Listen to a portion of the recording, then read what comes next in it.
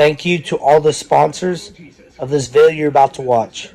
MERS Heating and Air Conditioning, Pat and Dustin Gibbon, Brent McMahon of McMahon Meats, Corteva AgriScience, and finally KJ Country 102.3, Premier Broadcasting, Dave Bring and Angela James.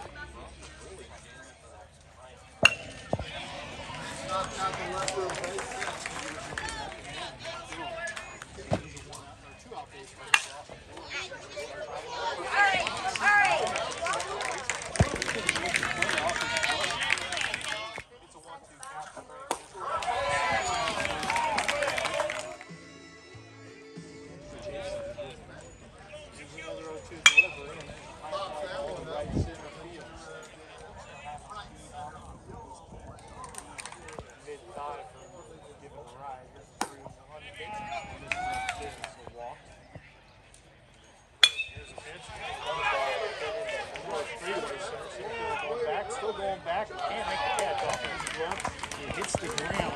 Runners up from first had a late start, and he's going to get to third on this side.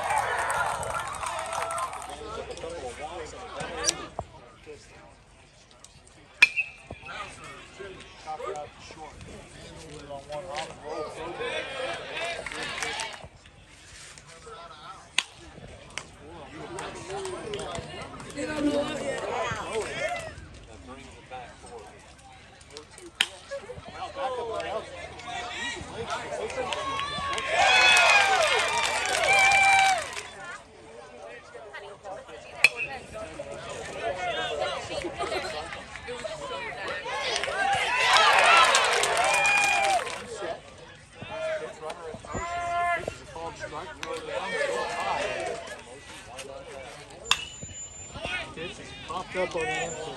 Got his hand on that one.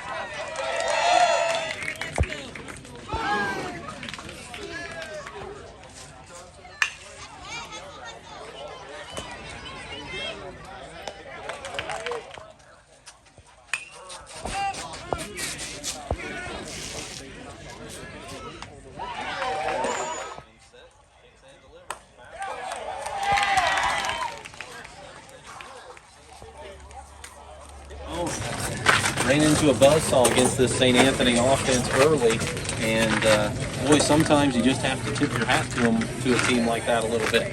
Yeah,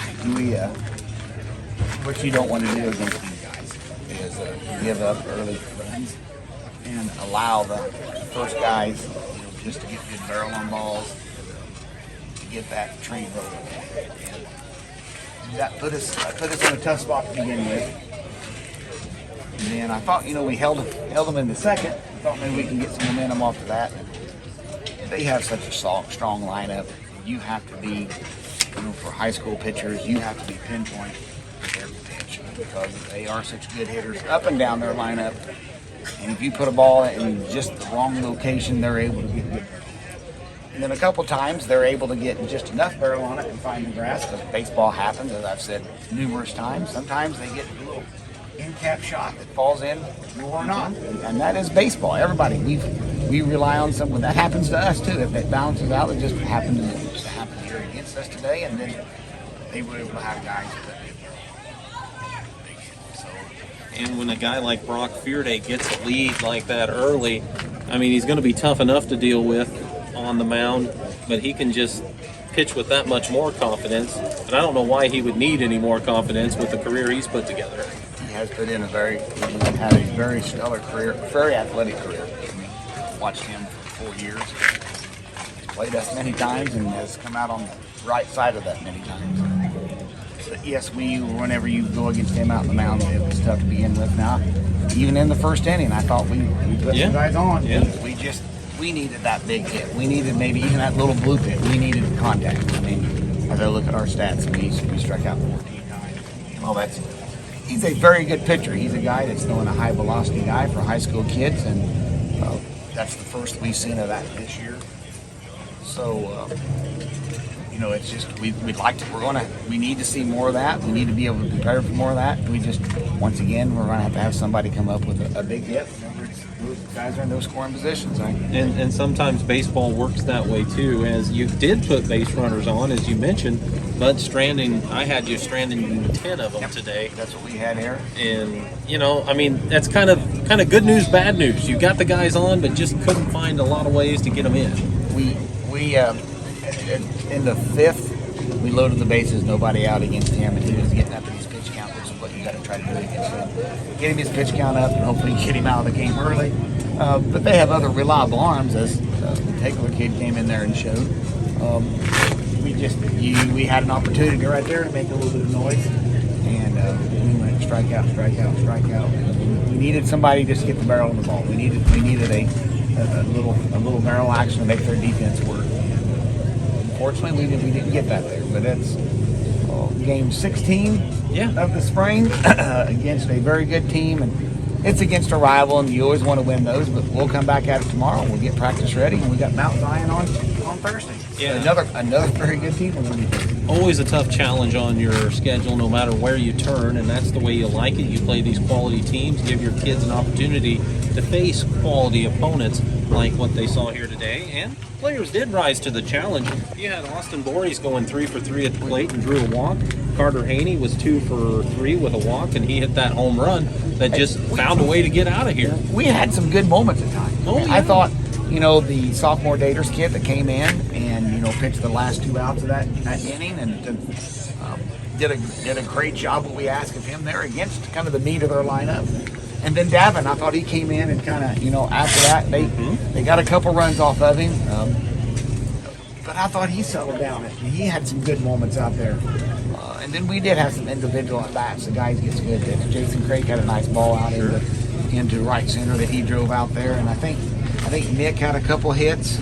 Nick had 1 hit. Gavin Warman had a couple hits. And Dawson, there, his last few at-bats, was able to get, and what we need him to do is get on base. And he makes things happen there. So, yes, we had some moments we can go back and look back on and say, there's some positive we can take out of this. That's what you got to do, because there have been certain times when we played these guys that it was hard to find some positives after facing these guys. We're going to take some positives out of this now and build off of that and continue to get better. Hey, no reason not to. And again, like you said, 16 games in the season. If I'd have told you going in, you're going to be 14-2, Coach, are you going to take that? No, I'd rather have 16. Hey, 14-2 right now, and you know, heading in the right direction. I feel this is a kickback, a little setback here, but it's a setback to a very quality program. Yeah. And St. Anthony's very good, and we know what that standard is. We know it was what they did last year, so we know what bar we have to get to, and at least try to get over if we want to. I mean, they're not a team that we're going to. Hopefully, if we play on out, it's not going to be in a state championship. It could possibly be in a regional. We could be right here playing. It's going to be at some point. I hope we. They're going to be there because they're a solid team. And we got a lot. There's a lot of teams in this area that anything can happen. But at some point, somebody's going to have to knock them off because they are the team that is the returning state champs. And they have a lot of good players to show that they're going to fight for that again. We're going to give everything we had to hope we get that opportunity. Whatever it may be, we hope we're able to face them again. Well, I got a feeling, Coach, you and your players are going to do everything they can to get themselves in that position again. And if that happens, we look forward to seeing it. As like you say, a lot to learn from in a game like this, but a lot of positives as well throughout the season for your shoes. And we look forward to seeing Totopolis a little later on this spring. You guys, thanks for coming out. Thanks for even sitting down here where you're at. Right in the action here. And you guys, thank you very much. Appreciate it. Coach Justin Fleener, nice enough to speak with us after the ball game. We'll see. First and foremost, as always, congratulations on a win. Thank you. I appreciate that. It's never easy coming over here and getting a win, and being able to come out early and establish a lead against a really solid pitcher in Gavin.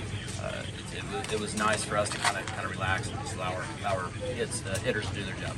Well, the hitters certainly did their job in that first inning, and the top of the order in particular. But your entire order was very productive throughout the ball game, and that is just, it showed today how tough it is for a pitcher to try to navigate an order that is producing 1 through 9. Sure. Well, we haven't seen that a lot this year, and that's no disrespect to our hitters. It's just we've been playing a really tough schedule and playing some really nice pitchers, and so I think just seeing some success come our way, and hopefully we can kind of get the ball rolling. And anytime you can kind of again have some big innings and build off of that. I see here we had a lot of crooked innings there, 4 runs in the first, 4 runs in the third, and just be able to keep on answering back and extend that lead. It's what we really try to base our offense on. Be able to have a big inning, answer back when needed to, score first, and extend the lead. That's really our offensive approach. Will Fearday is such a dangerous hitter. We've seen it throughout his career. Kind of off to a little bit of a slow start offensively, but he's there at the top of the order today. Oh, he goes 4 for 5 with a couple of doubles and a triple, and that's a way to set the table. Well, that's a presence that we know he's capable of, and not only what he's doing as a hitter, but coming in from behind the plate and just establishing that position for us is really what we needed. And seeing a senior come in and just kind of be that leadoff hitter, that table setter, in a big way. You can be a leadoff hitter in many different ways, but if you can provide some pop at the beginning of the lineup, we'll take it. You mentioned him catching. We haven't seen him catch very often, as that's a position that's kind of new to him from our eyes. But you have pitching staff like you do, like Brock Fearday. In one hand, he's kind of easy to catch, but on the other hand, he's throwing 90 miles an hour with a wicked breaking ball, and that's not easy to get back there and do a good job with a pitcher the caliber of Brock. Right? Yeah, exactly. You said it right. What Will's able to do behind the plate and just kind of been thrust in that role. Like he had that hurt ankle from basketball, so we knew he was our backup catcher last year. Obviously, we had Connor, and he didn't get much work there, so we put him at third base, and we told him, I said, we want you to become the best third baseman we can be for the team, and he was able to do that. And then this year, we're just saying, hey, we need you back there, and we need you to be that leader, a senior leader back there. Anytime you can have a guy step up and give themselves up for the betterment of the team is just a selfless act by his part. We're super happy he's able to do that. Well, let's go from one Fearday to another as we switch to Brock. His offense was strong as well, 3 for 4 at the plate with a walk. Obviously, the 3-run homer there in the first inning. You mentioned it. You're up 1-0, and then all of a sudden you're up 4-0, 4 batters into the ball game. It just has to provide a lot of relief going in against a wooden shoe club that is also dangerous. Oh, shoot, yeah, they are. But Brock, he barreled up some baseballs, and again, we've been trying to really get our swings right and get our timing in order. And tonight was a good start in our direction, because we have another long week here. We got Charleston and Mater Dei on Thursday. But yeah, back to Brock. He's putting in the work. He's one of those tireless workers where you'll never see him working. He does it on his own, and you know that he's going to be ready. You know he's going to be right when the big games are ready. And I'm excited to see where this lineup can really take us. I know that we got a lot of potential, but today was a good start for us. Charlie Spohr providing some pop down towards the bottom of the order. Big 3-run homer there in the third inning, where you had already established yourselves with the lead. But boy, that is a big boost to a club in that to go up at the time with making it 8-0. Yeah, absolutely. You never really feel secure here at T-Town against us, especially against this lineup. I mean, they put together some really good at bats, 1 through 9. Even with that 9-0 lead, then it became a 9-3. Never really truly felt comfortable. Being able to keep extending that lead, and when they put a run on the board, we were able to answer back and just keep the foot on the pedal a little bit, just kind of keep us, keep again that 6-7 run lead is huge. Well, Henry Brent 2 for 4 with a couple of doubles and an RBI, as he provided some nice pop there. And what's it say that Brady Hatton goes 2 for 5 with an RBI, and it seems like a quiet night for Brady? You know what I mean? You're right there. He had a couple swings where it just looked like, wow, they got away with one. But again, he's such a great hitter.